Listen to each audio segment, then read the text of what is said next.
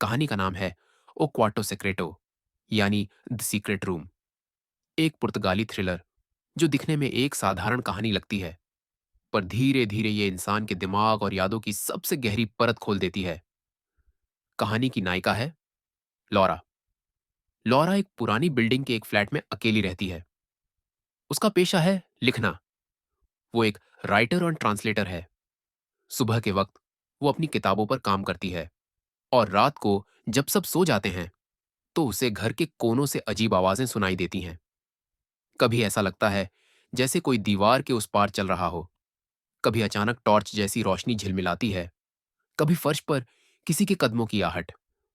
वो खुद को समझाती है, ये बिल्डिंग पुरानी है, लकड़ी की दीवारें हैं, आवाजें आ जाती हैं।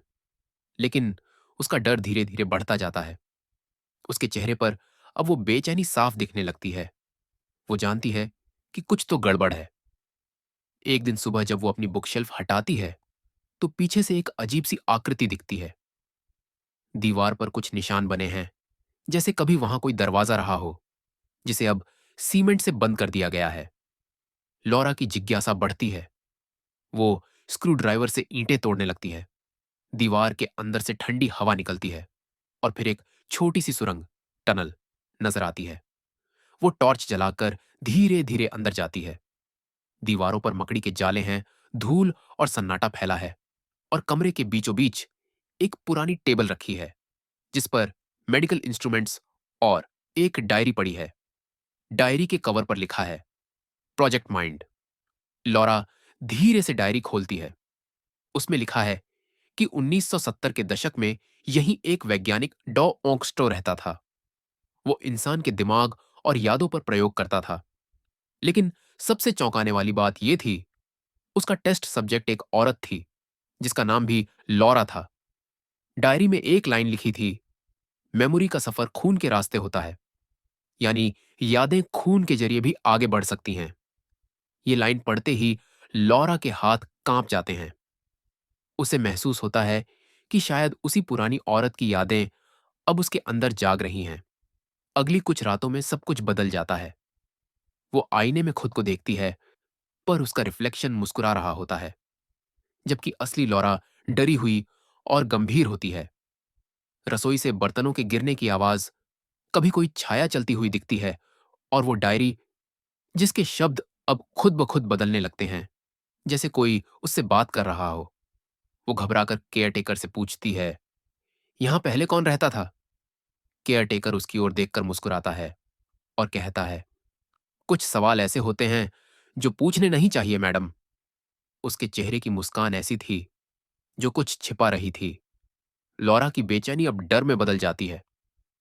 वो फिर केयरटेकर को पकड़ती है और सच्चाई जानने की जिद करती है।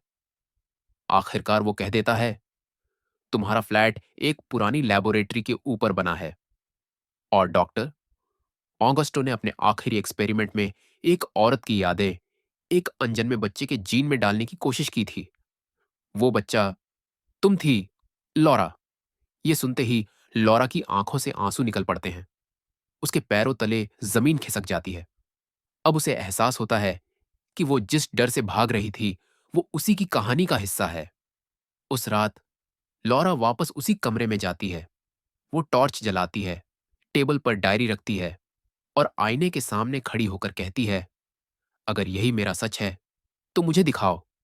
लाइट्स झिलमिलाने लगती हैं, हवा का दबाव बढ़ता है, और अचानक आईने में उसे एक और लॉरा दिखाई देती है। वो पुरानी औरत, वही टेस्ट सब्जेक्ट जिसकी यादें अब उसके अंदर थीं।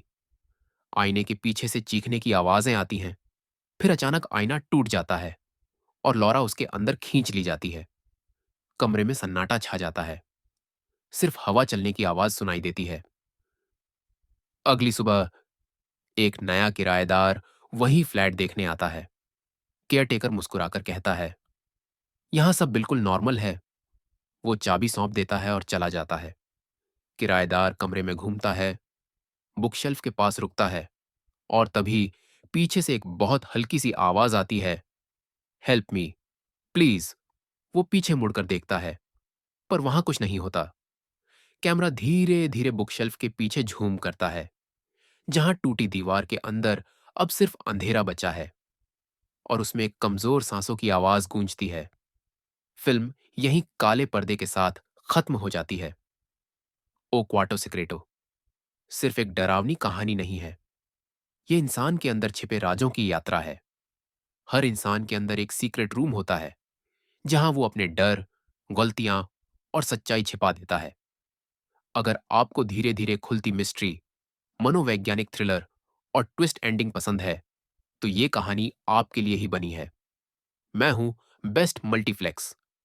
अगर आपको ये कहानी पसंद आई हो तो वीडियो को लाइक करें, चैनल को सब्सक्राइब करें और कमेंट में जरूर बताएं, क्या आपके अंदर भी कोई सीक्रेट रूम है?